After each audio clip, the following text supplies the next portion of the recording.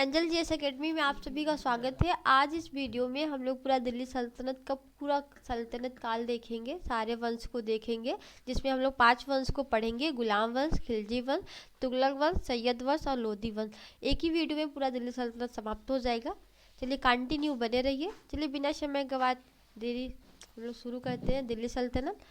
देखिए दिल्ली सल्तनत में 5 वंश हुए हैं।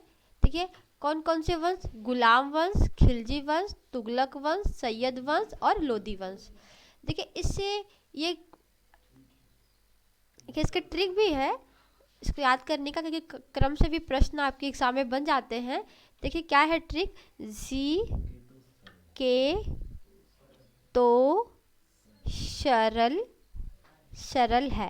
ठीक है, ऐसे जी के तो सरल लगती है। ठीक है, जी के तो सरल लगती है, जी के तो सरल लगती है। अगर ये ट्रिक याद कर ले रहे तो आपको ये क्रम याद हो जाएगा, क्योंकि एग्जाम में आपके क्रम से भी प्रश्न आते हैं कि पहले कौन सा वंश था, फिर इसके बाद कौन सा वंश था, फिर इसके बाद कम है। आपको क्रम में लगाने के लिए प्रश्न आएगा। तो देखिए जी से गुलाम वंश, के से खिलजी वंश, टी से तुगलक वंश, फिर एस से सैयद वंश और एल से लोधी वंश। देखिए बात करें तो सबसे बड़ा वंश क्या है, पहले हम का देख लेते हैं कौन सा वंश कब तक चला है। देखिए गुलाम वंश की बात करें तो 1206 से 1290 तक चला है। ठीक है, उसके बाद देखिए खिलजी वंश 1290 से 1320 तक चला है। फिर उसके बाद देखिए 1300 तुगलक वंश आता है, 1320 से 1414 तक है। फिर उसके बाद सैयद वंश आता है 14 से 1451 तक। फिर उसके बाद लोधी वंश 1451 से लेकर 1526। देखिए ये इसका क्रम है, आप याद कर लीजिएगा कौन सा वंश कब से कब तक चला है। फिर इसके बाद एक ये प्रश्न बन जाता है कि सबसे कम कार्यकाल किस वंश का रहा और सबसे लंबा कार्यकाल किस वंश का रहा। देखिए ये पेट एग्जाम में आया हुआ भी प्रश्न है कि सबसे कम कार्यकाल इसी बार आया था 2022 के पेट के एग्जाम में, कि सबसे कम कार्यकाल दिल्ली सल्तनत में किस वंश का रहा है। तो किस वंश का? देखिए खिलजी वंश का। मात्र 1290 से कितने 1320, मात्र 30 साल तक चला है। तो सबसे कम कार्यकाल किसका है? खिलजी वंश का है। सबसे लंबा कार्यकाल अगर बात किया जाए तो किसका है? तुगलक वंश का है। इसको भी याद रखिएगा, सबसे कम कार्यकाल, सबसे लंबा कार्यकाल। आगे देखिएगा गुलाम वंश। देखिए गुलाम वंश को बारे में अब हम डिटेल में पढ़ेंगे। कब से कब तक है? 1206 से 1290 तक। देखिए गुलाम वंश का अन्य नाम क्या है? देखिए गुलाम वंश के अन्य नाम भी है, दास वंश है, ममलूक वंश है, इलबरी वंश है। कभी प्रश्न आ जाए दास वंश किसे कहते हैं, तो गुलाम वंश को कहते हैं। तो ये गुलाम वंश इस वंश का नाम क्यों पड़ा, देखिए इसको भी जान लेते हैं। तो ये गुलाम वंश इस वंश का नाम इसलिए पड़ा क्योंकि जो कुतुबुद्दीन ऐबक थे वो गुलाम वंश के संस्थापक थे। ऐबक जो थे गुलाम वंश के संस्थापक थे, और जो ऐबक थे ये मोहम्मद गौरी के गुलाम थे, इसलिए इस वंश का नाम गुलाम वंश पड़ा। गुलाम वंश को दास वंश, दास का मतलब भी गुलाम ही होता है। ममलूक वंश, ममलूक का मतलब भी दास, और इलवरी वंश। ठीक है, गुलाम वंश में कुल 11 शासक हुए। ये भी बहुत इंपॉर्टेंट प्रश्न है कि कितने शासक हुए हैं, तो इसको नोट कर लीजिएगा कि डायरेक्ट प्रश्न बन सकता है कि गुलाम वंश में कुल कितने शासक हुए हैं। तो कुल 11 शासक हुए हैं। फिर तो ये कुतुबुद्दीन ऐबक जो थे वो गुलाम वंश के संस्थापक थे। ठीक है, राजधानी इनकी क्या थी? देखिए लाहौर थी। देखिए अभी इनकी राजधानी लाहौर है, उसके बाद अभी इल्तुतमिश आएंगे जो लाहौर से दिल्ली लेके जाएंगे। ठीक है, और इनकी सैन्य राजधानी जो थी वो इंद्रप्रस्थ थी। इंद्रप्रस्थ कहाँ लगा होता है? ये दिल्ली। ठीक है, कहाँ? दिल्ली। अगला प्रश्न देखिए, यह गौरी का गुलाम था। अभी जैसे मैंने बताया कि कुतुबुद्दीन ऐबक किसके गुलाम थे? गौरी के गुलाम थे। अगला देखिए, गौरी ने इन्हें किसे? कुतुबुद्दीन ऐबक को मिर्ज़ा अजीज कोका से खरीदा था। एक मिर्ज़ा अजीज कोका थे, उन्हीं से खरीदा था। इसको मालिक और सिपाही सलार की उपाधि प्रदान की थी। देखिए सिपाही सलार की उपाधि प्रदान की थी। गौरी जो ऐबक थे वो गद्दी पर जब बैठे थे तो उन्होंने सुल्तान की उपाधि भी धारण नहीं की थी, वो सिपाही सलार की उपाधि उन्होंने प्राप्त किया था, और सिपाही सलार की तरह ही उन्होंने शासन का बागडोर भी चलाया था। वो सुल्तान की उपाधि धारण नहीं किए थे। अगर प्रश्न आ जाए कि सबसे पहले दिल्ली सल्तनत में किसने सुल्तान की उपाधि धारण की, तो आप ऐबक को नहीं लगाएंगे, आप इल्तुतमिश को ही लगाएंगे, क्योंकि इन्होंने सिपाही सलार की तरह ही शासन का बागडोर संभाला। अगला प्रश्न, गौरी ने इसे शुरुआत में आमिर आखुर पद दिया था। तो गौरी ने एक पद इन्हें और कौन सा पद दिया था? आमिर आखुर। आमिर आखुर का मतलब क्या होता है कि घोड़े का अस्तबल का प्रमुख। तो गौरी ने ऐबक को घोड़े का अस्तबल का प्रमुख बनाया था। जब उनका गौरी का शासनकाल था तो वो घोड़े के अस्तबल के प्रमुख थे। देखिए शासनकाल इनका कब से कब तक रहा ऐबक का? तो 1206 से लेकर 1210 तक रहा। कितने साल तक? 4 वर्ष तक, तो 4 साल। इनकी मृत्यु कहाँ हुई है? जहाँ उनकी राजधानी थी वहीं उनकी मृत्यु भी हुई है। कहाँ हुई है? लाहौर में हुई है। अब कैसे हुई है? तो चौगान खेलते हुए। आप लोगों ने चौगान का नाम सुना होगा। चौगान को पोलो भी कहते हैं, ठीक है, पोलो, वो घोड़े पे जो चढ़ के खेलते हैं ना, तो वो पोलो भी कहते हैं। प्रश्न आता है कि पोलो खेलते समय या चौगान खेलते समय किस शासक की मृत्यु हुई थी? तो कुतुबुद्दीन ऐबक की मृत्यु हुई थी। अगला प्रश्न, ऐबक ने अन्य नाम, देखिए ऐबक के और भी नाम थे। क्या नाम थे? देखिए उनको पील बख्श, पील नहीं पीर बख्श कहते थे।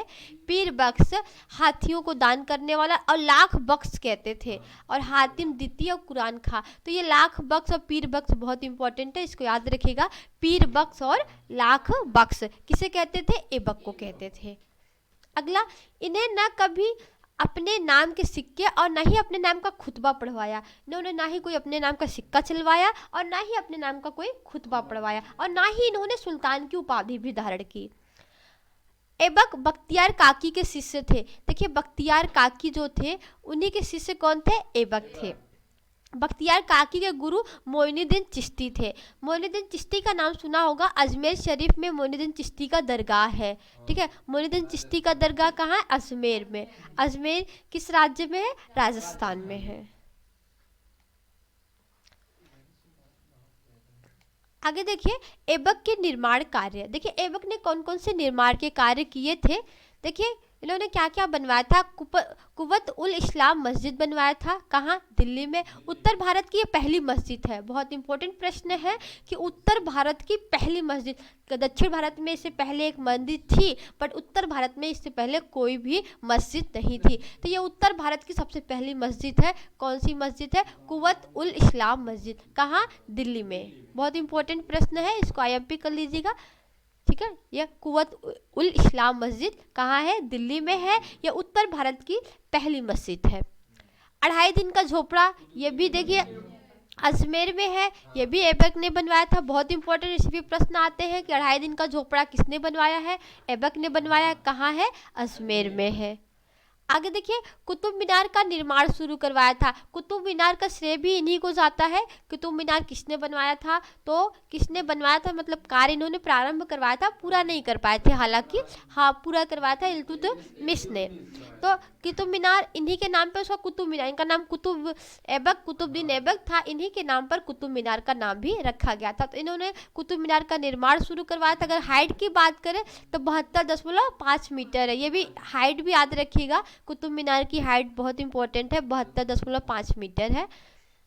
अगर बात करें, देखो उत्तर भारत की ये पहली मस्जिद थी, और दक्षिण भारत की देखिए एक और मस्जिद भी है जो भारत की सबसे पुरानी मस्जिद है, इसको भी जान लीजिए। देखिए चेरामन जुमा मस्जिद है केरल में। ये भारत की सबसे पहली मस्जिद है। अगर बात करें दक्षिण भारत की तो है ही है, ये भारत की भी तो है पहली मस्जिद। क्या नाम है उसका? चेरामन जुमा मस्जिद। फिर से देख लीजिए, चेरामन जुमा मस्जिद कहाँ है? केरल में है। अगला देखिए 1993 में यूनेस्को की विश्व विरासत सूची में शामिल हुआ है कौन? कुतुब मीनार। यह भी इंपॉर्टेंट प्रश्न है कि कुतुब मीनार यूनेस्को की धरोहर में कब शामिल हुआ है? तो 1993 में शामिल हुआ है। डायरेक्ट ऐसे प्रश्न आ सकता है, कुतुब मीनार विश्व धरोहर में कब शामिल हुआ? 1993 में शामिल हुआ। 2.5 दिन का झोपड़ा पहले संस्कृत का विश्वविद्यालय था, जिसको विग्रहराज द्वितीय ने कवि बंधु ने बनवाया था। सबसे पहले उन्होंने बनवाया था, फिर उन्होंने इसका श्रेय फिर उनको कुतुबुद्दीन ऐबक को जाता है। आगे देखिए ऐबक को ही गुंबद कला और मेहराब कला का जनक कहते हैं। ये भी बहुत इंपॉर्टेंट बात है कि गुंबद कला और मेहराब कला का जनक किसे कहा जाता है? तो किसको कहा जाता है? ऐबक को कहा जाता है। आगे देखिए ऐबक का दरबारी कवि। देखिए ऐबक का दरबारी कवि हसन निज़ामी ना, इनकी पुस्तक क्या है? ताजुल माशिर है। हसन निज़ामी पुस्तक है ताजुल माशिर। ऐबक का मकबरा कहाँ है? लाहौर में है। लाहौर में इनकी मृत्यु भी होती है। और किसने बनवाया था? तो इल्तुतमिश इल्तुतमिश कौन है? ये इनके गुलाम है। इल्तुतमिश को ही गुलामों का गुलाम कहा जाता है, क्योंकि ऐबक गौरी के गुलाम थे और ऐबक के गुलाम कौन है? इल्तुतमिश। आगे देखिए आराम शाह। आराम शाह देखिए ये दूसरे शासक हुए गुलाम वंश के।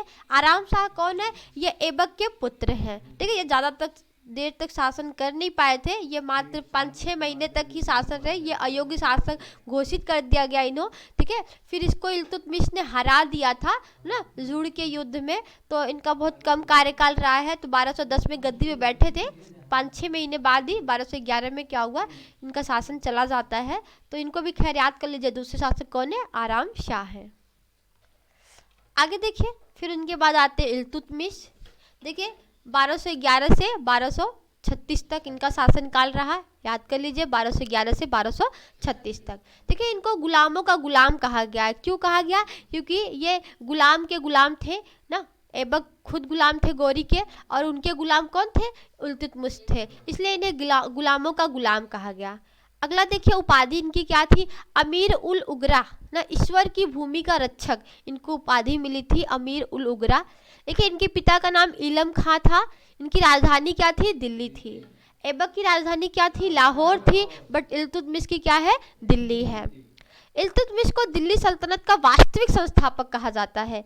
दिल्ली सल्तनत का वास्तविक संस्थापक जब भी प्रश्न आए तो किसको कहा जाता है? इल्तुतमिश को कहा जाता है।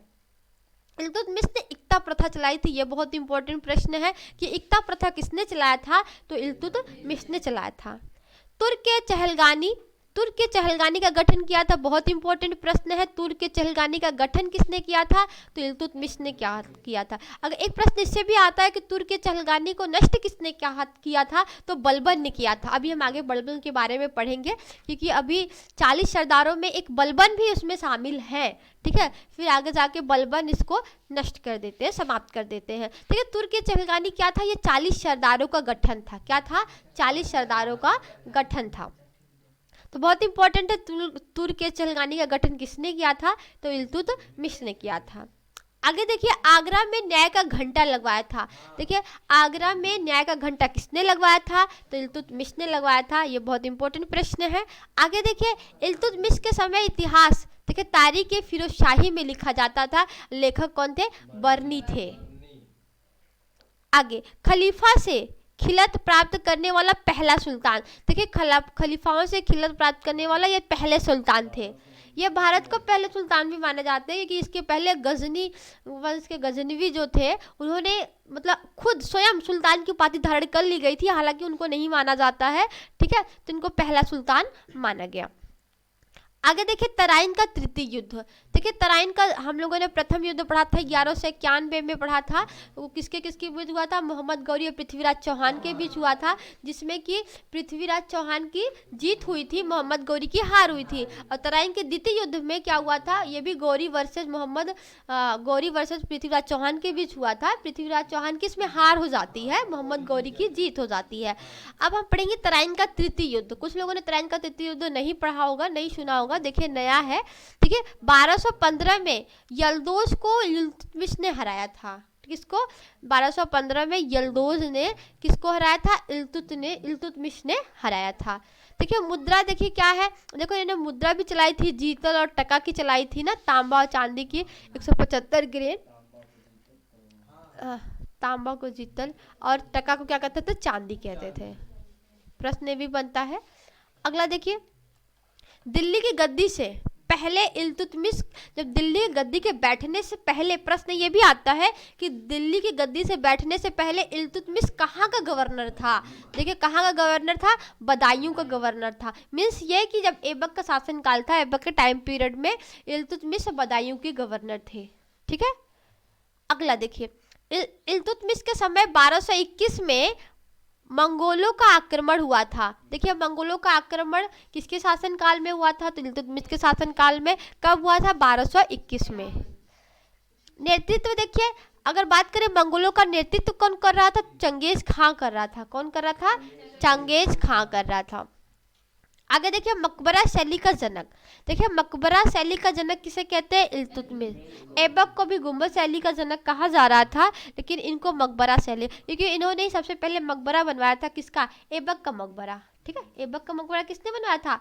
लाहौर में। इल्तुतमिश ने ही बनाया था।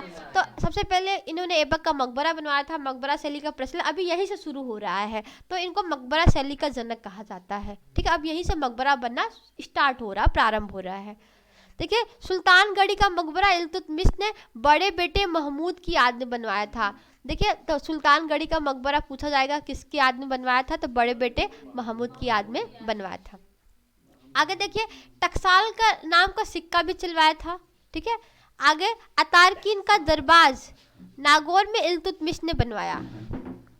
इल्तुतमिश ने सस्सी जाति से था, सस्सी जाति से था। आगे इल्तुतमिश के दरबारी कवि, देखिए इल्तुतमिश के दरबारी कवि कौन थे? मिनहाज उर सिराज। इनकी पुस्तक है तबाक ए नाशिरी। क्या है? तबाक ए नाशिरी। याद रखिएगा, मिनहाज उर सिराज इनके दरबारी कवि हैं और इनकी पुस्तक है तबकात ए नाशिरी। आगे इल्तुतमिश का मकबरा। देखिए इल्तुतमिश का मकबरा कहाँ है? तो दिल्ली में है। कहाँ है? दिल्ली में है। इल्तुतमिश ने ही बनवाया था, अपना मकबरा स्वयं बनवाया था। इनकी मृत्यु कब हुई थी? 1236 में। 1236 में। आगे देखिए इल्तुतमिश ने कुतुब मीनार को पूर्ण करवाया ना। प्रारंभ किसने करवाया था? कुतुबुद्दीन ऐबक ने, और इल्तुतमिश ने कुतुब मीनार को पूरा करवाया। रुकनुद्दीन फिरोज, देखिए ये आते हैं लेकिन ये अयोग्य साबित ये भी हो जाते हैं। ठीक है, ये किसके पुत्र हैं? इल्तुतमिश के पुत्र हैं। ठीक है, फिर ये इनकी माँ सातुरकान है, पिता इल्तुतमिश है। इनको अयोग्य घोषित कर दिया जाता है, तो ये कुछ ही दिन में हटा दिए जाते हैं। ठीक है, इनको एक अयोग्य शासक, तो रुकनुद्दीन फिरोज को भी अयोग्य शासित कर दिया जाता है। अब इनकी आएंगी बेटी रजिया सुल्तान। देखिए अब आ गई रजिया। ये रजिया कौन है? रजिया सुल्तान, ये इल्तुतमिश की पुत्री है। देखिए कब से कब तक इनका शासन रहा? 1236 से 1240। देखिए हम लोगों ने ऐबक का पढ़ा 1206 से 1200 तक। उसके बाद आराम शाह आए 10 से 11। उसके बाद इल्तुतमिश आए 11 से 36। फिर आए फिरोज शाह रुकनुद्दीन 6 से 6 तक, वो 36 से 36 तक ही थे। ठीक है, रजिया सुल्तान अब देखिए 36 से 40 तक। ठीक है, देखिए तुर्की इतिहास की पहली मुस्लिम शासिका। देखिए इनको हम पहली, भारत की पहली महिला शासिका भी पढ़ते हैं, तो तुर्की इतिहास की पहली मुस्लिम शासिका। ठीक है, इल्तुतमिश की बेटी थी, ये सभी जानते हैं इल्तुतमिश की ये बेटी थी। देखिए इनके खिलाफ होने वाले विद्रोह, अल्तुनिया का विद्रोह हुआ था। ठीक है, किसका विद्रोह? अल्तुनिया का विद्रोह। तरब हिंद भटिंडा पंजाब ना। आगे देखिए रजिया कुल्हा और चोगा धारण करके रजिया की हत्या हुई। देखिए रजिया कुल्हा और चोरा, देखिए रजिया कुल्हा और चोगा धारण करती थी ना। तो कुल्हा क्या करती थी? चोगा धारण करती थी। वो ऊपर टोपी लगाती थी, ऊपर वैसे ड्रेस पहनती थी, क्योंकि महिला शासिका तो पर्दे में रहती थी। इन्होंने पर्दा अपना त्याग दिया था, तो कुल्हा और चोगा धारण कर लिया था। प्रश्न इससे भी आता है। ठीक है, रजिया की हत्या। देखिए रजिया की हत्या कब हुई थी? 25 दिसंबर 1240 में कैथल में हुआ था। कैथल हरियाणा में। कहाँ हुआ था? कैथल हरियाणा में हुआ था। तो कब हुआ था? 1240 में हुआ था। हुआ कहाँ था? कैथल में। कैथल बहुत इंपॉर्टेंट है, याद रखिएगा, कैथल हरियाणा में हुआ था। देखिए रजिया ने काले गुलाम यानी याकूत को अमीर आखुर नियुक्त किया था। याकूत को क्या किया था? अमीर आखुर। अस्तबल का देखिए प्रमुख था। क्या था? अस्तबल का प्रमुख था। ठीक है, तो इनको ये उपाधि दी थी रजिया, ये इनके प्रमुख थे। आगे देखिए बहराम शाह। देखिए रजिया के बाद आएंगे बहराम शाह।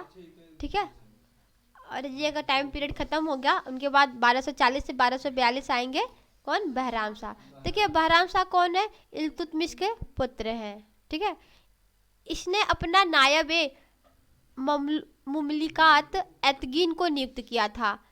एतगिन की हत्या कराई। ठीक है, और तैयार के नेतृत्व में मंगोलों ने 1241 में आक्रमण कर दिया था। देखिए मंगोलों का द्वितीय आक्रमण हुआ। प्रश्न आता है कि मंगोलों का द्वितीय आक्रमण किसके शासनकाल में हुआ था? तो बहराम शाह के शासन कब हुआ था? 1241 में। अभी मंगोलों का प्रथम आक्रमण 1221 में हुआ था, 1221 में हुआ था। किसके शासनकाल में? इल्तुतमिश के शासनकाल में हुआ था। ठीक है, वो प्रथम था, ये आपका द्वितीय है। ठीक, आगे देखिए फिर उसके बाद मसूद शाह। देखिए 1240 से 1242 बहराम शाह, और फिर आएंगे मसूद शाह। देखिए मसूद शाह रुकनुद्दीन फिरोज का पुत्र था। वही रुकनुद्दीन फिरोज जब भी अयोग्य शासक घोषित कर दिया गया था, उन्हीं का पुत्र कौन है? मसूद शाह। ठीक है, तो ये 42 से 46 चलेंगे। इनके कार्यकाल में कोई विशेष कार्य नहीं हुआ है। ठीक है, हम क्रम के तौर पे बस देख लेते हैं, कोई विशेष कार्य इनके शासनकाल में नहीं हुआ है। ठीक है, आगे देखिएगा नसरुद्दीन महमूद। देखिए इनसे बहुत प्रश्न बन जाते हैं। देखिए 1246 से 1266 तक इनका शासनकाल रहा है। ठीक है, कितने साल तक? 20 साल तक इनका शासन रहा है। देखिए ये किसका? इल्तुतमिश का पुत्र था। सल्तनत काल का औरंगजेब है। ठीक है, किसके? सल्तनत काल का औरंगजेब। प्रश्न बहुत इंपॉर्टेंट है कि सल्तनत काल का औरंगजेब किसे कहते हैं? नसरुद्दीन महमूद को कहते हैं। ठीक है, टोपी का जीवन बिताता था। देखिए ये भी इंपॉर्टेंट है कि टोपी का जीवन कौन सा शासक बिताता था? तो नसरुद्दीन महमूद। टोपी के राजा था, शासक था, फिर भी टोपी के अपना जीवन बिताता था। आगे देखिए नायब ए मुमलिकात बलबन। देखिए बलबन ने इनका क्या कहा था? ठीक है, बलबन को। ठीक है, आगे देखिए महमूद बलबन का दामाद था। देखिए जब महमूद था ये बलबन का दामाद था। ठीक है, महमूद बलबन के दामाद थे। आगे देखिएगा बलबन। देखिए बलबन 1266 से 1287 तक। देखिए इनका शासनकाल द्वितीय इल्बरी वंश की शुरुआत माना जाता है। देखिए द्वितीय इल्बरी वंश मतलब द्वितीय गुलाम वंश की शुरुआत माना जाता है। ये बहुत मुख्य है। ठीक है, गुलाम वंश में, तो इनको IMP कर लीजिएगा, इनसे बहुत प्रश्न बनते हैं। ठीक है, इनका वास्तविक नाम था बहाउद्दीन। क्या था? हाँ, खून की गंगा बहुत तेज बहाते थे। ठीक है, आप लोग सुने होंगे लौह और रक्त की नीति किसने धारण किया था? तो बहाउद्दीन ने, यानी बलबन ने धारण किया था। देखिए यह इल्तुतमिश का गुलाम था। ठीक है, किसका गुलाम था? इल्तुतमिश में। तुर्क चहलगानी सुना होगा आप लोगों ने, 40 सरदारों का मैंने अभी आगे पढ़ाया। देखिए उसी गुलामों में से ये बलबन भी एक थे। ठीक है, उपाधि। देखिए उपाधि क्या थी इनकी? उलूग खां। बहुत इंपॉर्टेंट है, उलूग खां किसे कहते हैं? किसकी उपाधि है? तो बलबन की। देखिए ये उपाधि किसने दिया था? महमूद ने दिया था, जो टोपी के अपना जीवन बिताते थे, उनके दामाद थे ना ये। ठीक है, तो उन्हीं ने दिया था। आगे देखिए अमीर शिकार व अमीर आखुर बना। देखिए ये अमीर शिकार और अमीर आखुर बना। आगे देखिए बहुत इंपॉर्टेंट प्रश्न है, लौह एवं रक्त की नीति अपनाई। कौन सी नीति? लौह एवं रक्त की नीति अपनाई। बहुत प्रश्न बनते हैं कि लौह और रक्त की नीति धारण करने वाला कौन सा शासक है? तो बलबन है। और तुर्क चहलगानी का अंत कर दिया। तुर्क चहलगानी का गठन किसने किया था? इल्तुतमिश ने किया था। इन्होंने क्या किया? उसका अंत कर दिया। आगे देखिए सिजदा और पैबोस। सिजदा और पैबोस शुरू किया था। देखिए सिजदा और पैबोस से बहुत प्रश्न बनते हैं कि सिजदा और पैबोस किसने शुरू किया था? तो बलबन ने किया था। सिजदा का क्या मतलब होता है? सिजदा का मतलब होता है झुकना। क्या होता है? उनका मतलब था हमारे सामने सब झुके। और पैबोस का मतलब होता है चूमना, पैरों को चूमो, मतलब झुको और पैरों को चूमो। अपने आप को भगवान समझने लगे थे बलबन। ठीक है, जो भी है सब हम ही है। और नवरोज उत्सव शुरू किया था। देखिए नवरोज उत्सव किसने शुरू किया था? बलबन ने। प्रश्न ये भी आता है कि नवरोज उत्सव किस धर्म का है? तो पारसी धर्म का। किस धर्म से संबंधित है? तो पारसी धर्म से संबंधित है। आगे देखिए पहली बार गैर इस्लामिक प्रथा दिल्ली सल्तनत में लागू हो गई। ठीक है, गैर इस्लामिक प्रथा, क्योंकि ये तो क्या पारसी थे। ठीक है, तो पारसी पद्धति में दरबार का गठन हुआ। ये पारसी थे तो फारसी पद्धति का दरबार में गठन हुआ। सैनिक के लिए नकद वेतन की व्यवस्था किया। देखिए तुर्क चहलगानी क्या था कि जो मतलब सरदार रहते थे, किसको जीतते थे तो एक एक गांव को वो मतलब ले लेते थे, तो उसको उन्होंने अंत कर दिया। फिर नकद वेतन की व्यवस्था कर दी। ठीक है, उसके जगह पे उन्होंने क्या किया? नकद वेतन की, सैनिकों के लिए नकद वेतन की व्यवस्था की। ये भी इंपॉर्टेंट प्रश्न है, इसको याद रखिएगा। आगे देखिए 2 विभाग बनाए। बरीद ए मुमालिक, ये गुप्तचर विभाग था, बरीद ए मुमालिक। आगे दीवान ए अर्ज, तो ये सैन्य विभाग था। ठीक है, दीवान ए अर्ज ये सैन्य विभाग था।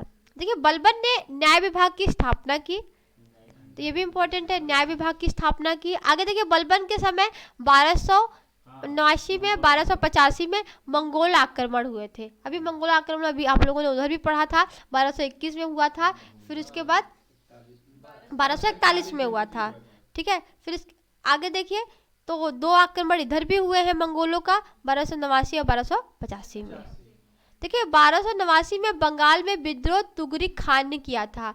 तो किसने किया था, ये भी इम्पोर्टेंट है, बंगाल में, ये बहुत इंपॉर्टेंट है कि तुगरिक खान ने किया था। कहाँ किया था, बंगाल में किया था। कब किया था, 1289 में।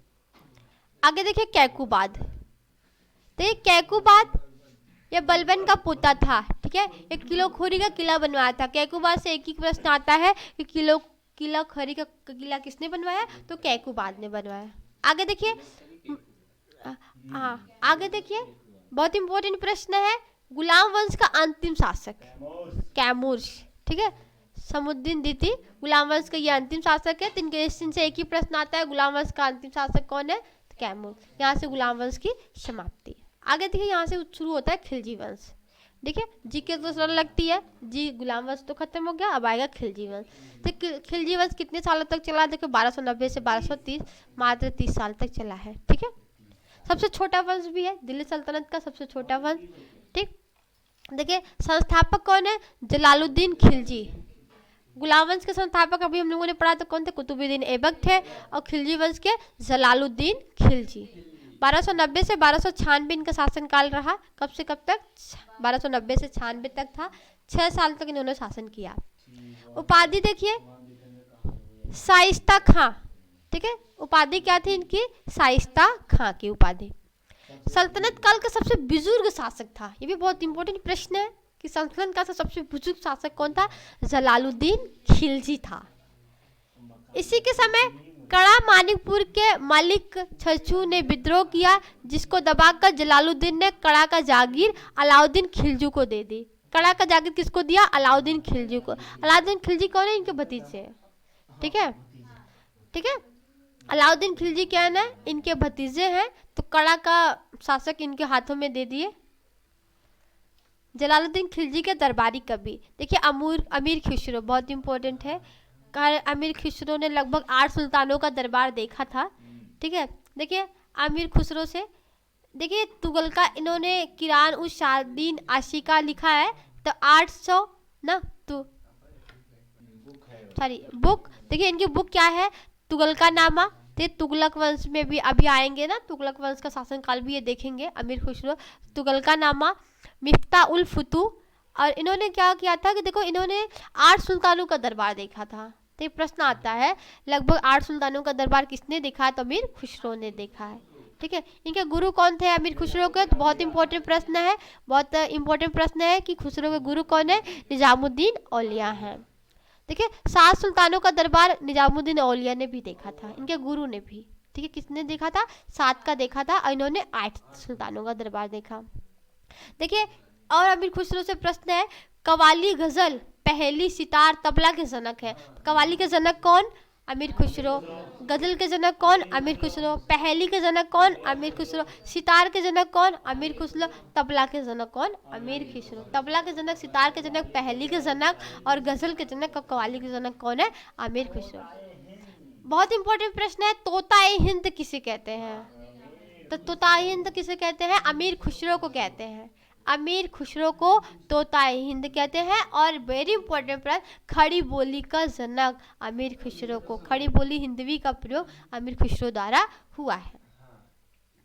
ये रहा अमीर खुसरो से प्रश्न। आगे देखिए, वर्ष 1296 में अलाउद्दीन की यानी जलालुद्दीन की मृत्यु के बाद, अलाउद्दीन की मृत्यु किसने किया, अलाउद्दीन ने किया। वही अलाउद्दीन जो कि जलालुद्दीन के कौन है, भतीजे हैं। ठीक है, तो जलालुद्दीन ने इनकी मृत्यु कर दिया, क्यों, शासन के लिए। देखिए तो अलाउद्दीन ने किसकी मृत्यु किया, किसको मारा, जलालुद्दीन को। देखिए जलालुद्दीन है। ठीक है, देखिए अलाउद्दीन खिलजी, अब यहाँ से पढ़ेंगे अलाउद्दीन खिलजी के बारे में, 96 से 1316 तक। देखिए 30 साल के शासन पीरियड चली थी खिलजी वंश, उसमें से 20 साल तक किसने शासन किया है, अलाउद्दीन खिलजी ने। 4 साल तक तो उन्होंने किया था, 6 साल तक, 1200 90 से 1296 जलालुद्दीन खिलजी चले थे 6 साल के लिए, लेकिन 20 साल तक के ही चलेंगे, 4 साल में अभी अन्य शासक आएंगे। ठीक है, अलाउद्दीन खिलजी के बचपन का नाम क्या था? तो अली गुरचप्पा, बहुत इंपॉर्टेंट है। अली गुरचप्पा इनके बचपन का नाम था। देखिए अन्य नाम क्या था? द्वितीय सिकंदर कहते थे अलाउद्दीन खिलजी को। क्या कहते थे? द्वितीय सिकंदर। सिकंदरी शानी की उपाधि भी इन्होंने धारण किया था। कौन सी उपाधि? सिकंदर कहते थे तो सिकंदरी शानी की भी उपाधि धारण किए थे। जनता का चरवाहा, देखिए इनको जनता का चरवाहा भी कहा जाता था, युग का विजेता भी कहा जाता था, अमीर अल मोमदीन भी कहा जाता था। देखिए इनका राज्याभिषेक लाल महल दिल्ली में हुआ था, इनका राज्याभिषेक। अलाउद्दीन खिलजी के विजय अभियान देखिए कौन कौन से हैं? देखिए उल्लू खां उत्तर भारत का, जफर खां मंगोल विजय, नुसरत खां उत्तर भारत का विजय, अब मालिक काफूर देखिए दक्षिण। मालिक काफूर देखिए ये इनसे भी प्रश्न आता है, इनको 1000 दिनारी कहा जाता है। क्या कहा जाता है? 1000 दिनारी। इनको 1000 दिनारी में खरीद के लेके आए थे ना, 1000 दिनारी में अलाउद्दीन खिलजी खरीद के लेके आए थे मालिक काफूर को। प्रश्न आता है मालिक काफूर किसके दरबार में रहते थे? तो अलाउद्दीन खिलजी के दरबार में। ठीक है, नुसरत खां उत्तर भारत का विजय था, और जफर खां मंगोल विजय, और उल्लू खां उत्तर भारत का विजय। 4 सेनापति इनके थे। ठीक है, उल्लू खां फिर से देख लिया, उल्लू खां उत्तर भारत का विजय था, जफर खां मंगोल विजय था। तो सब लोगों ने कुछ न कुछ विजय प्राप्त किया है। ठीक है, नुसरत खां उत्तर भारत का विजय, मलुक खां दक्षिण विजय था। आगे देखिए उत्तर भारत का विजय, देखिए ये इनके अभियान बहुत इंपॉर्टेंट है। उत्तर भारत का विजय, गुजरात अभियान 1297 से 1298, कब से कब तक? 97 से 98 में। राजा कर्णदेव को हराया था, उनकी पत्नी कमला देवी से शादी कर ली थी। देखिए राजा को हराकर उनकी पत्नी से शादी कर ली। किस राजा को? राजा कर्णदेव को हराया था। ठीक है, गुजरात अभियान में। यहीं से ही मलिक काफूर को खरीदा था। देखिए गुजरात अभियान से ही मलिक काफूर को खरीदा था 1000 दिनारी में, इसलिए मलिक काफूर को 1000 दिनारी भी कहा जाता है।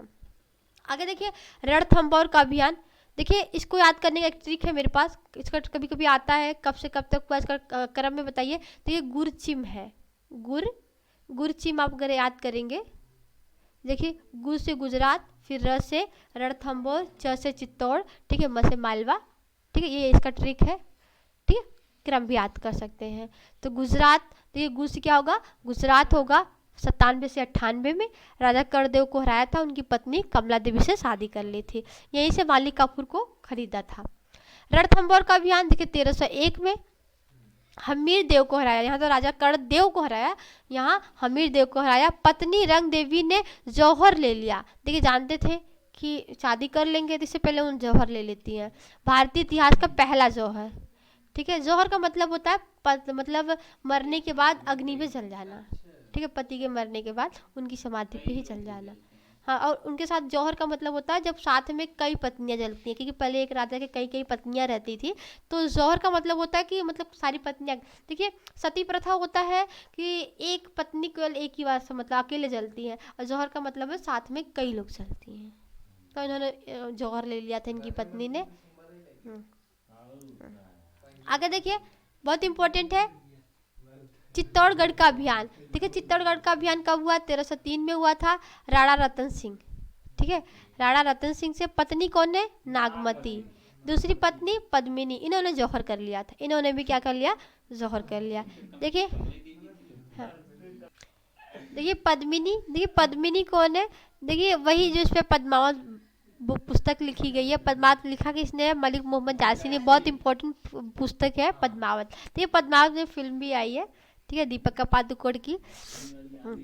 देखिए ये लिखी कब गई थी, मतलब कब की बात है? 1540 में मलिक मोहम्मद जायसी ने लिखा है। देखिए पद्मिनी इनकी दूसरी पत्नी। पद्मिनी किसकी पत्नी थी? देखिए यानी पद्मिनी जिसपे पद्मावत पिक्चर बनी है, तो ये राणा रतन सिंह की थी। रणवीर, देखिए राणा रतन सिंह की पत्नी जो थी वो पद्मिनी थी। ठीक है, इन्हें पिक्चर बना है, तो दीपिका पादुकोण और रणवीर सिंह की देखा भी होगा आप लोगों ने। मलिक मोहम्मद जायसी पद्मावत लिखे, बहुत इंपॉर्टेंट है। देखिए इनके 2 सेनापति थे, गोरा और बादल। राणा रतन सिंह के 2 सैनिक थे, गोरा और बादल। देखिए राणा रतन सिंह मतलब धोखा दिए थे कि रणमेल ने इनको क्या, रणमल ने इनको धोखा दे दिया था। ये भी इम्पोर्टेंट प्रश्न है। रणबिल ने इनको क्या किया था, राणा रतन सिंह को धोखा दे दिया था। आगे देखिए मालवा का अभियान, गुरचिम जैसे मैंने बताया था, गु से गुजरात का अभियान, फिर री से रणथंभौर, गुर, फिर ची से चित्तौड़गढ़ का, और फिर म से मालवा। गुरचिम याद रखेंगे तो इनका क्रम याद रहेगा, इनके सारे अभियान। देखिए मालवा का अभियान, देखिए मालवा का अभियान 1305 अभी हम लोगों ने पहला पढ़ा 1897 में, कौन, गुजरात का है। फिर 97-98 में, ठीक है, 97-98 में पढ़ा। फिर इसके बाद देखिए 1301 में पढ़ा, कौन, रणथंभौर का। फिर इसके बाद 1304 में पढ़ा चित्तौड़गढ़ का। फिर 3 में, फिर 1305 में क्या पढ़ा, अब मालवा का अभियान, ठीक है, इसको याद रखिएगा। देखिए मालवा का अभियान महलदेव को हराया, किसको हराया, महलदेव को। एक में कर्णदेव को हराए थे, देखिए कर्णदेव को हराया था पहले में गुजरात के अभियान में, इसमें। फिर इसके बाद हमीर देव को, फिर राणा रतन सिंह को 1303 में, फिर 1305 में महलदेव को, ठीक है, आपको ये भी याद रहना चाहिए। दक्षिण भारत पर विजय का श्रेय मलिक काफूर को जाता है। देखिए मलिक काफूर को जाता है दक्षिण भारत के विजय। मलिक काफूर को 1000 दिनारी कहते हैं, ये भी याद रखिएगा, बहुत इंपॉर्टेंट है। दक्षिण विजय का पहला अभियान, देखिए दक्षिण विजय का पहला अभियान था, देखिए देवगिरी महाराष्ट्र में 1296 स्वयं गया था। फिर तेलंगाना में प्रताप चंद्र देव को 1309 में, फिर होयसल वीर वल्लभ 1310 में, पांडे सुंदर और विया पांडे। देखिए इनकी राजधानी द्वार समुद्र थी, क्या थी, द्वार समुद्र, किसकी, होयसल की। होयसल की राजधानी कहाँ थी, द्वार समुद्र थी। देखिए प्रताप रुद्र देव ने ही कोहिनूर का हीरा, देखिए बहुत इंपॉर्टेंट, प्रताप रुद्र देव ने कोहिनूर का हीरा गोलकुंडा खान से अलाउद्दीन खिलजी को दिया था। देखिए गोलकुंडा की खान से निकला था कौन सा हीरा, कोहिनूर का हीरा। कोहिनूर की हीरो की बड़ी कहानी सुना होगा आप लोगों ने, ठीक है। तो गोलकुंडा का खान से निकाला था, दिया किसने था, किसको था, अलाउद्दीन को दिया था, किसने, प्रताप रुद्र देव ने। हाँ देखिए अलाउद्दीन के कार्य, देखिए अब अलाउद्दीन के कार्य देखते हैं, इनके क्या क्या कार्य हैं। देखिए एक तो बाजार नियंत्रण प्रणाली, बहुत इंपॉर्टेंट प्रश्न है, बाजार नियंत्रण प्रणाली। फिर इसके बाद देखिए एकता प्रथा खत्म करके सैनिकों को नगद वेतन दिया। देखिए एकता प्रथा इल्तुतमिश ने शुरू किया था, उसको खत्म करके सैनिकों को नगद वेतन देना प्रारंभ किए। उसके बाद देखिए हुलिया लिखवाना शुरू किया, और ठीक है हुलिया, और घोड़े दागने का प्रथा, ठीक है, ये भी बहुत इंपॉर्टेंट है। घोड़े दागने की प्रथा किसने शुरू किया था, अलाउद्दीन खिलजी ने। भू राजस्व का 50% इन्होंने कर दिया, ठीक है, कितना, 50% इन्होंने कर बहुत ज़्यादा लगा दिया था। उसके बाद देखिए खुम्स कर क्या होता है, लूट कर होता है, जो 4/5 कर दिया। देखिए 5 में से 4 हमको चाहिए ही चाहिए, इन्होंने लूट कर इतना लगा, ठीक है। दान की भूमि को खालसा कहा गया, ठीक है, दान की भूमि को खालसा कहा गया। आगे देखिए अमीर खुसरो अलाउद्दीन खिलजी का दरबारी कवि था। देखिए अलाउद्दीन खिलजी का दरबारी कवि कौन, अमीर खुसरो। अमीर खुसरो ने 8 सुल्तानों का शासक देखा था, ठीक है। तो अभी जलालुद्दीन खिलजी भी देखे, अलाउद्दीन खिलजी। देखिए कुछ विभाग, देखिए दीवाने विरासत किससे संबंधित था, वित्त विभाग से। आगे देखिए दीवाने आरिज, देखिए सैन्य विभाग से संबंधित था। दीवाने रसालत ये विदेश विभाग से थे, ठीक है। और दीवान ए रियासत ये बाजार नियंत्रण। देखिए बाजार नियंत्रण प्रणाली अलाउद्दीन खिलजी बहुत इंपॉर्टेंट है। इस मापतौल के लिए देखिए नाजीर की वो किया था, ठीक है। मंडियों के प्रमुख, देखिए बहुत इंपॉर्टेंट है, शहनामा ए मंडी। देखिए गुप्तचर को वरीद कहते थे, क्या कहते थे, वरीद कहते थे। अलाउद्दीन खिलजी की मृत्यु 1316 में हो गई। निर्माण कार्य देखिए इन्होंने क्या क्या करवाया था। देखिए एक तो इन्होंने 1000 खंबा महल बनवाया था, सीरी का किला बनवाया था, जमैत खाना मस्जिद बनवाया था, अलाई दरवाज़ा बनवाया था, और हौज खास, ये भी इम्पोर्टेंट। अलाई दरवाज़ा अलाउद्दीन खिलजी, अलाई दरवाज़ा ऐसे याद रखना। 1000 खंबा अलाउद्दीन खिलजी, सीरी का किला अलाउद्दीन खिलजी, जमैत खाना मस्जिद अलाउद्दीन खिलजी, अलाई दरवाज़ा अलाउद्दीन खिलजी तो याद है, हौज खास अलाउद्दीन खिलजी। आगे देखिए अलाउद्दीन खिलजी के बाद गद्दी पर मलिक काफूर 36 दिन के लिए गद्दी में बैठा, ये भी इम्पोर्टेंट है। मलिक काफूर कितने दिन के लिए गद्दी में बैठे, 36 दिन। मलिक काफूर के बाद गद्दी पर मुबारक शाह खिलजी बैठे 1316 से 1320 तक। ठीक है, मुबारक शाह खिलजी पूछिए मत, जैसे नाम है वैसे इनका काम है। देखिए मुबारक खां हसन मुबारक शाह की मौत का कारण बना। यह नंगे होकर दरबार में दौड़ा करता था। देखिए एक ऐसा दरबार था कि दरबार में बिल्कुल नंगे जाते थे। ठीक है, स्वयं को खलीफा घोषित करने वाला दिल्ली का सल्तनत पहला सुल्तान था। ठीक है, देखिए मुबारक हसन का अन्य नाम खुसरो खां था। ये भी इम्पोर्टेंट है कि मुबारक हसन का अन्य नाम क्या था, खुसरो खां। देखिए मुबारक शाह खिलजी को बस ये याद रखिए, एक प्रश्न आ सकता है कौन सा ऐसा शासक था जो दरबार में नंगे जाता था, तो वो मुबारक शाह खिलजी थे। ठीक है, देखिए मार्को पोलो इटली में अलाउद्दीन खिलजी के समय आया था। देखिए कब किसके समय पे ना, देखिए बुक क्या थी, the travel of Marco Polo. देखिए हाँ, देखिए हाँ विश्व का विवरण, देखिए विश्व का इसमें विवरण है। ठीक है, तो मार्को पोलो कहाँ का शासक था ये भी इम्पोर्टेंट है, इटली का शासक था। किसके शासनकाल में आए थे, अलाउद्दीन खिलजी के शासन। इनसे दो बातें बन सकती है, एक तो मार्को पोलो कहाँ से संबंधित है, इटली से है, किसके दरबार में आए थे, अलाउद्दीन खिलजी के दरबार। ठीक है, इनकी पुस्तक भी याद रखिए, the travel of Marco Polo. Marco Polo आप लोग इंग्लिश चैप्टर में पहले पढ़ा होगा, मार्को पोलो पहले था, अब तो हटा दिया गया हाई स्कूल के सिलेबस से। आगे देखिए तुगलक वंश। देखिए अब यहाँ से शुरू होता है आपका तुगलक वंश। देखिए कब से, 1320 से 1414 तक। ठीक है, हम लोगों ने पढ़ा 1206 से लेके 1290 तक गुलाम वंश, फिर 90 से 1320 तक पढ़ा खिलजी वंश, फिर 1320 से लेकर 1414 तक पढ़ेंगे तुगलक वंश। ठीक है, देखिए संस्थापक कौन थे, तो गयासुद्दीन तुगलक थे। कौन थे, गयासुद्दीन तुगलक। देखिए पहला सुल्तान जो सर्वसम्मति से बना, ऐसा सुल्तान है जो सबके सम्मति से ये सुल्तान बने। अभी तो सब जबरदस्ती हमको बनाओ सुल्तान, हमको बनाओ। ठीक है, तो ये सर्वसम्मति से बने हैं। ठीक, गाजी की उपाधि धारण की, ये भी इम्पोर्टेंट प्रश्न है, तो किसने किया था, तो इन्होंने गाजी की उपाधि भी धारण की थी। ठीक है, नहरों का निर्माण करने वाला पहला शासक, ये भी बहुत इंपॉर्टेंट प्रश्न बन जाता है। नहरों का निर्माण किसने करवाया था, तो गयासुद्दीन तुगलक ने करवाया था। तुगलकाबाद 56 कोट दुर्ग बनवाया। ठीक है, कौन सा दुर्ग, तुगलकाबाद और 56 कोट दुर्ग बनवाया। आगे देखिएगा 1325 के बंगाल अभियान से लौटते समय लकड़ी के महल में दबकर इनकी मृत्यु हो गई थी। ठीक है, तो लकड़ी के महल में इनके द्वारा ही बनाया गया महल इनकी मौत का कारण बन गया। 1325 में कब मृत्यु हुई थी, 1325 में हुई थी।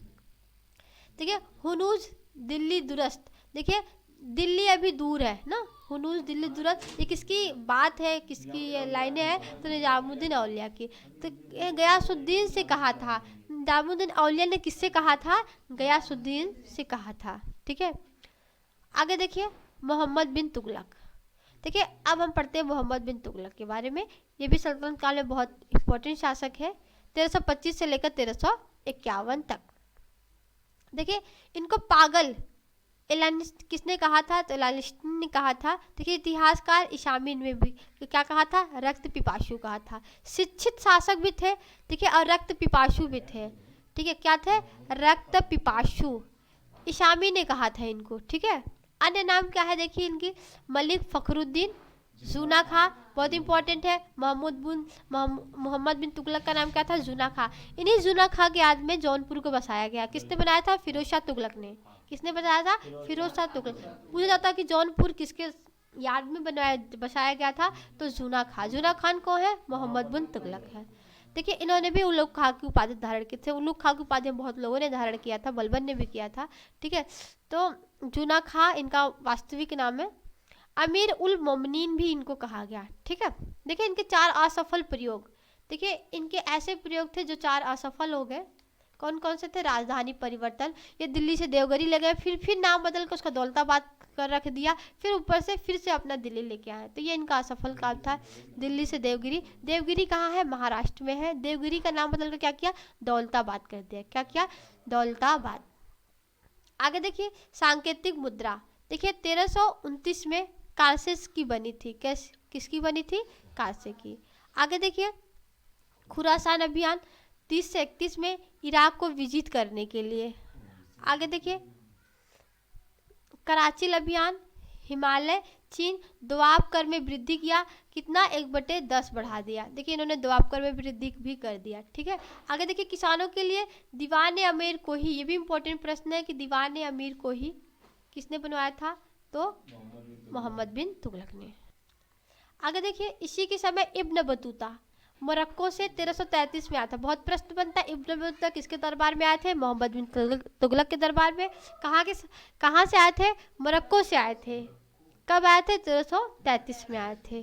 ठीक है, इसकी विद्वता से खुश होकर एमबीटी यानी मोहम्मद बिन तुगलक ने दिल्ली का काजी बना दिया था इनको। ठीक है, क्या किया था? दिल्ली का काजी बनाया और अपना दूध बनाकर चीन भेजा। ठीक है, अपना दूध बनाकर इनको कहाँ भेजा? चीन भेजा। किसको भेजा? इब्न बतूता को। एमबीटी के समय 1336 में राय बंधुओं ने हरिहर और बुक्का ने विजयनगर साम्राज्य की स्थापना की। देखिए, एमबीटी के समय भी इधर आपके दक्षिण में हरिहर और बुक्का संगम वंश के शासक हैं। प्रश्न आता है कि हरिहर बुक्का किस वंश के हैं? तो संगम वंश के हैं। बहुत प्रश्न आता है। ठीक है, तो इन्होंने विजयनगर की स्थापना की। प्रश्न ये भी बहुत इंपॉर्टेंट है कि विजयनगर की स्थापना किसने की थी? तो हरिहर और बुक्का दो भाइयों ने किया था। तो इनके गुरु कौन थे? विद्याधर थे। राजधानी क्या थी? हम्पी, कर्नाटक। ये कर्नाटक दक्षिण भारत में थे। तो इनकी राजधानी क्या थी? हम्पी थी। हम्पी का रथ कितने रुपए के नोट पे है? 50 रुपए के नोट पे हम्पी का रथ छपा हुआ है ना। इसमें प्रश्न आता है 50 रुपए के नोट पे किसके अंकन किया गया है। देखिए, इसी के समय देखिए इब्न बतूता, देखिए इब्न बतूता की पुस्तक क्या है? किताबुल रेहला। क्या है? किताबुल रेहला। देखिए, इब्न बतूता कहाँ के शासक थे? अभी मैंने बताया मोरक्को को 1333 में आए थे। देखिए, इनकी विद्वता से खुश होकर अभी ये भी बताया कि एमबीटी ने काजी इनको नियुक्त किया था ना, और अपना दूध बनाकर कहाँ भेजा? चीन भेजा। एमबीटी के समय 1336 में राय बंधुओं, ये भी बताया। हरिहर बुक्का उनकी राजधानी हम्पी। ये दोबारा आ गया है, सॉरी। 1347 में एमबीटी के समय हसन गंगू ने बहमनी साम्राज्य की स्थापना की। किसने किया? हसन गंगू ने 1347 में किया। किस वंश को? बहमनी साम्राज्य का किया। आगे देखिए, यहाँ से फिरोज शाह तुगलक 1351 से लेकर 1388 तक। देखिए, सल्तनत काल का जय सिंह इनको कहा जाता है। ठीक है, देखिए सिकंदर लोदी और औरंगजेब का अग्रगामी कहलाया था। किसका? सिकंदर लोदी का और औरंगजेब का। ठीक है, सल्तनत काल का अकबर भी कहा जाता है। किसने कहा था? इलियट ने कहा था। किसने कहा था? इलियट ने कहा। हाँ, वास्तविक नाम कमालुद्दीन फिरो। देखिए, तकाबी ऋण जो मोहम्मद बिन तुगलक ने किसानों को दिया था उससे माफ कर दिया। सल्तनत काल के 24 टैक्स को हटाकर 4 टैक्स लगाए। फिरोज शाह तुगलक ने 24 टैक्स हटाया और 4 टैक्स लगा दिया। आगे देखिए, खराज कर। खराज कर कितना कर दिया? 1/6 कर दिया। जकात कर 2.5% की वृद्धि किया। जजिया कर, देखिए ये भी बहुत प्रश्न इंपॉर्टेंट है कि जजिया कर किसने? ब्राह्मणों पे लगाया था। वैसे तो हिंदुओं पे लगता है, गैर मुसलमानों पे, लेकिन ब्राह्मणों पे नहीं लगाया गया था। सबसे पहले मोहम्मद बिन कासिम ने लगाया था, तो लेकिन उन्होंने ब्राह्मणों पे नहीं लगाया था। ठीक है, फिरोज शाह तुगलक ने क्या किया? ब्राह्मणों पे भी लगा दिया। ठीक है, जिम्मी कहा। खुम्स कर लूट का 1/5। ठीक है, कितना? 1/5। सिंचाई कर कितना लगाया? उपज का 10% लगाया। इकलात प्रथा क्या किया? शुरू किया। देखिए, इकलात दिल्ली सल्तनत का सबसे भ्रष्ट शासन काल। ठीक है, सबसे भ्रष्ट शासन काल। इसका इकता प्रथा पुनः शुरू किया और वंशानुगत कर दिया। ठीक है, और इसे ही विरासत का सिद्धांत कहते हैं।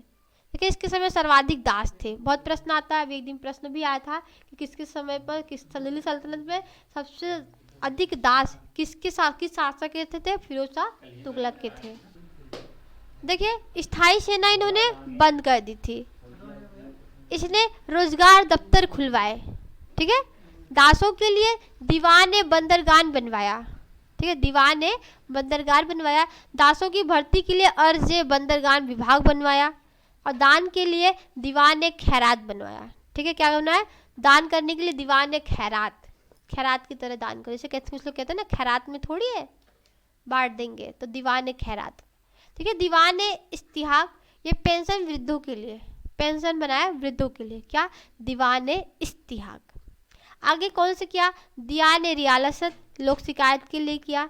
फिर दीवार ने मुश्त खराज लगान को वसूलने के लिए भी किया। देखिए भित्ति चित्रकारी बंद कर दिया और महिलाओं को पीर बाजार पर जाने से रोक दिया।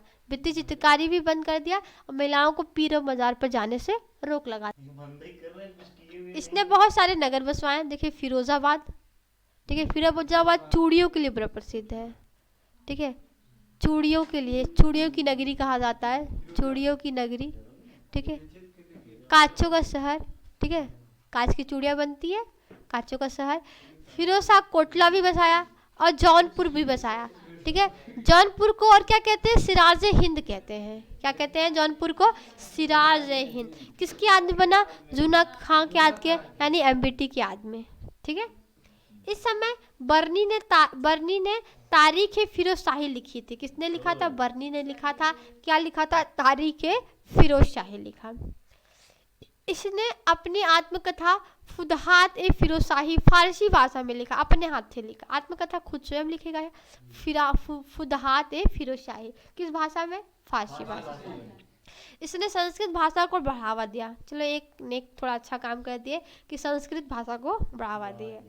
इसने चांदी के शशिगनी सिक्के चलाए, चांदी के चलाए शशिगनी सिक्के। कौन से सिक्के चलाया, शशिगनी।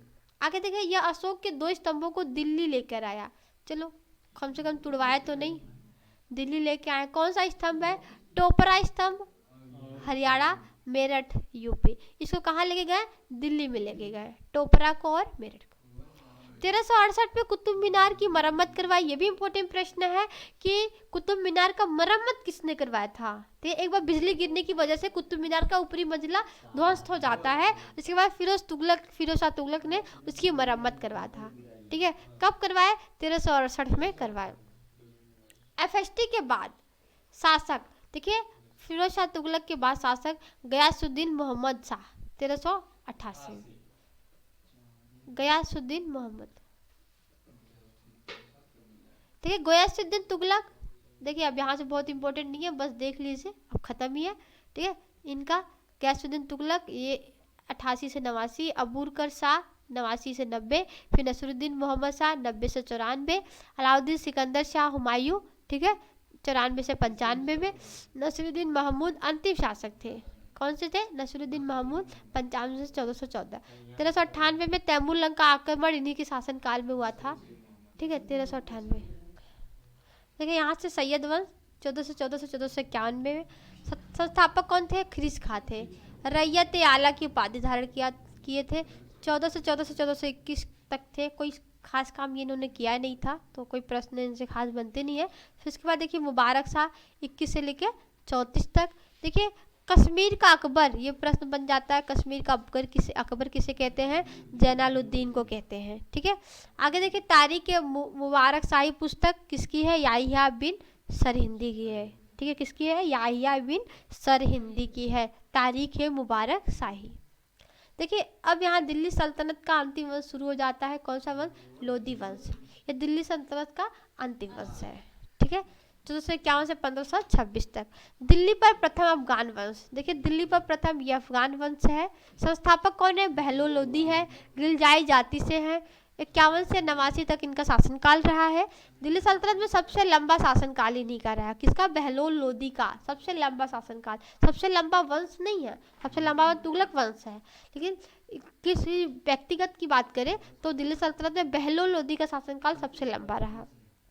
बहलोल लोधी का 2 बार राज्याभिषेक हुआ था। फिरोज शाह तुगलक का भी हालांकि 2 बार राज्याभिषेक हुआ था, लेकिन इनका भी एफएसटी का भी देखिए 2 बार हुआ था। यानी फिरोज शाह तुगलक का भी कितना बार हुआ था, 2 बार हुआ था। एक ठट्टा में हुआ था, एक दिल्ली में हुआ था।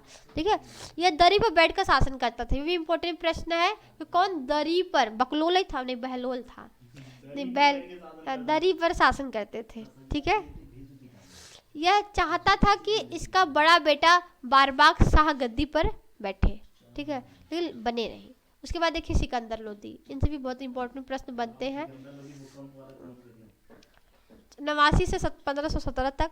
देखिए 1504 में इन्होंने आगरा बसाया। इंपॉर्टेंट है कि आगरा कब बसाया, 1504 में बसाया। 1506 में आगरा राजधानी बना ली। 1504 में बसाया, फिर 6 में क्या किया, राजधानी बना। मुहर्रम पर ताजिया निकालना बंद कर दिए। ठीक है, उसके बाद देखिए गंगा यमुना स्नान पर भी रोक लगा दिया। सिकंदर लोदी ने गंगा यमुना पर स्नान पर रोक लगा दिया। उसके बाद देखिए मथुरा ज्वालामुखी को मंदिर तोड़ा। देखिए मथुरा ज्वालामुखी का मंदिर क्या किया, मंदिरों को भी तोड़ने लगे। ठीक है, ये भी इम्पोर्टेंट है। गज सिकंदरी लागू किया। तो 1 गज सिकंदरी बराबर 30 इंच होता है। प्रश्न आ जाते हैं 1 गज सिकंदरी में कितने इंच होते हैं, तो 30 इंच होते हैं। गुलरुखी शीर्षक से कविता लिखवाया। कौन सी शीर्षक से, गुलरुखी शीर्षक से। फिरोज शाह तुगलक। और क्या किया फिरोज शाह तुगलक ने, इसी के समय पे वजीर मियाँ भुइयां ने मोठ मस्जिद, सिकंदर लोदी तो मैं कह रही हूँ, सॉरी सिकंदर लोदी, मैंने कुछ और कह दिया। मोठ मस्जिद दाल मस्जिद बना, दिल्ली का निर्माण करवाया। किसका, इस मस्जिद का। ठीक है, दाल मस्जिद का कहाँ करवाया, दिल्ली में करवाया। 1505 में करवाया था। ठीक है, देखिए मियाँ भुइयां की रचना क्या है। मियाँ भुइयां देखिए फरहत सिकंदरी या तिब्बत सिकंदरी। फरहत सिकंदरी के बारे में बता रहे तो फरहत सिकंदरी और तिब्बत सिकंदरी। देखो दाढ़ी नहीं रखता था ये। ठीक है, अभी इम्पोर्टेंट है, दाढ़ी नहीं रखता था। इसका मकबरा कहाँ है, दिल्ली में है। ठीक है, गले की बीमारी के कारण इसकी मृत्यु हो जाती है। किसकी बीमारी के कारण, गले की बीमारी के कारण। देखिए सिकंदर लोदी के समकालीन प्रसिद्ध व्यक्ति कौन थे, कबीर दास, गुरु नानक और राणा सांगा। ये भी इम्पोर्टेंट है, याद रखिएगा। कबीर दास किसके समकालीन थे, सिकंदर लोदी। गुरु नानक भी सिकंदर लोदी और राणा सांगा भी। अभी लोदी वंश में ही उनकी लड़ाई होगी। ठीक है, अंतिम में। आगे देखिए अब इब्राहिम लोदी, अंतिम शासक आ गए 1517 से 1526 तक, दिल्ली सल्तनत का अंतिम शासक। ठीक है, 1518 को खतौली का युद्ध। ठीक है, राणा सांगा के समकालीन, अनिर्णायक रहा। कोई निर्णय नहीं निकला खतौली के युद्ध में। खता हो गई थी इसलिए कोई निर्णय नहीं हुआ 18 में। ठीक है, पानीपत का युद्ध कब हुआ, 21 अप्रैल 1526 में हुआ। किसके साथ हुआ, बाबर के साथ हुआ। बाबर कौन आ गए, मुगल वंश। इस दौलत खान ने लोदी ने आमंत्रित किया था। देखिए दौलत खान लोदी ने इसको आमंत्रित किया था। ठीक है, फिर बाबर क्या हुआ इसमें, पानीपत के प्रथम युद्ध में बाबर विजयी हुए। इसी युद्ध में दिल्ली सल्तनत का अंत हुआ और भारत में मुगल साम्राज्य की स्थापना हुई। यह भूमि में मारा जाने वाला पहला शासक था। भूमि में मारा जाने वाला पहला शासक कौन था, इब्राहिम लोदी। देखिए यहाँ से लोदी वंश समाप्त होता है, अब मुगल वंश प्रारंभ होता है। ठीक है, तो आज का हमारा ये सेशन भी यहीं समाप्त होता है। वीडियो अच्छी लगी हो तो लाइक कर दीजिएगा, चैनल पे नए हो तो चैनल को सब्सक्राइब कर लीजिएगा। मिलते हैं नेक्स्ट वीडियो में, तब तक के लिए जय भारत, जय हिंद।